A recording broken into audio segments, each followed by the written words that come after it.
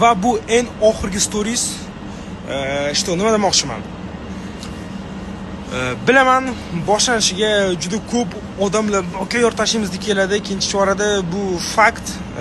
Tipa bunga men tayyorman. Juda ko'p pulim просто ketib qoladi, ya'ni ofis olaman, nimadir bo'ladi, tipa ofis arendasi ma'muli bo'ladi. Bilaman, yetkazish qiyin bo'ladi. Lekin agarda bu sistema ishlasa, omon, sen bu yilda maladesi bo'lasan. Xullas, o'rtoqlar, shunaqa gaplar o'zimga o'zim va'da. Chunki nimaga? Chunki men eng yomon ko'radigan narsam komfort zonaga kirib bir joyda to'xtab qolish.